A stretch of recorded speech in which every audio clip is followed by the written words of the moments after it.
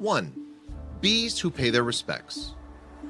Margaret Bell, who kept bees in Lyntwarden, about 7 miles from her home in Ludlow, Shropshire, England, died in June 1994. Soon after her funeral, mourners were amazed to see hundreds of bees settle on the corner of the street opposite the house where she'd lived for 26 years. The bees stayed for an hour before buzzing off over the rooftops. The local press ran a photograph of the bees hanging out on the wall in a cluster. 2. Phantom car crash. On December 11, 2002, 2 motorists called police to report seeing a car veering off the A3 trunk road with headlights blazing in Burpham in Surrey. A thorough search uncovered a car concealed in dense undergrowth and the long-dead driver nearby. It turned out that the crash had actually happened 5 months earlier when the driver, Christopher Chandler, had been reported missing by his brother. 3. Enigmatic Earth Divot. An irregular-shaped hole about 10 feet by 7 feet with 2 feet in vertical sides was found on a remote farm near Grand Pool in Washington State in October of 1984. It had not been there a month earlier. Dribblings of earth and stones led to a 3-ton grass-covered earth divot 75 feet away. It was almost as if the divot had been removed with a gigantic cookie cutter, except that roots dangled intact from the vertical side of both hold and slab. There were no clues such as vehicle tracks, and an earthquake was thought to be very unlikely. 4. Balloon Buddies. Laura Buxton released a helium-filled balloon during celebrations for her grandparents' gold wedding anniversary in Blurton, Staffordshire in June of 2001. Attached to the balloon was her name and address and a note asking the finder to write back. 10 days later, she received a reply. The balloon had been found by another Laura Buxton in the garden hedge of her home in Pusey, Wiltshire, 140 miles away. Both Lauras were age 10 and both had 3-year-old black Labradors, a guinea pig, and a rabbit. 5. Hum Misty for me. A noise a bit like amplifier feedback had been heard for 3 years coming from the right ear of a Welsh pony called Misty, according to the veterinary record, April 1995. It varied in intensity but stayed at a constant pitch of 7 kHz. Hearing a buzzing in one's ear is called subjective tinnitus. Much rarer is when others can also hear the noise.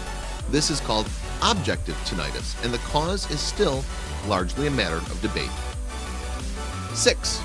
Whirlwind Children. A 9-year-old Chinese girl was playing in Songjian near Shanghai in July 1992 when she was carried off by a whirlwind and deposited unhurt in a treetop almost 2 miles away.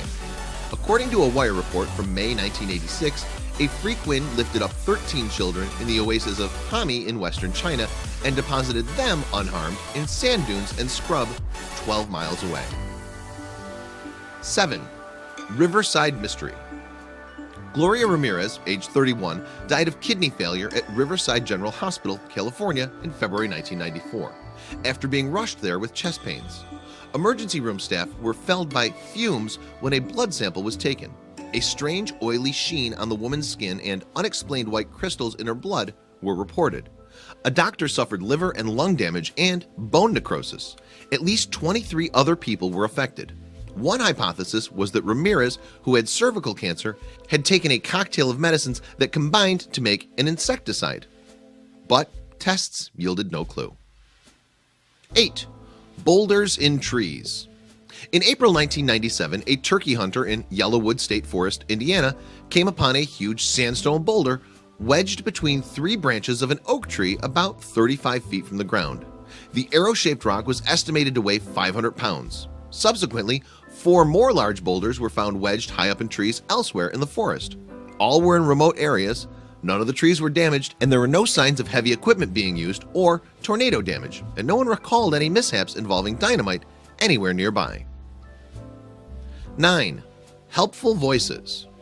While on holiday, a woman referred to by the British Medical Journal in 1997 as AB heard 2 voices in her head telling her to return home immediately. Back in London, the voices gave her an address that turned out to be a hospital's brain scan department. The voices told her to ask for a scan as she had a brain tumor and her brainstem was inflamed. Though she had no symptoms, a scan was eventually arranged and she did indeed have a tumor. After an operation, AB heard the voices again. "We're pleased to have saved you." They said goodbye. AB made a full recovery. 10. La Mancha Negro. A hazard unique to Venezuelan highways is a slippery goo called La Mancha Negra, the black stain, although it is more of a sludge with the consistency of chewing gum. Although the government has spent millions of dollars in research, no one knows what the goo is and where it comes from, or how to get rid of it.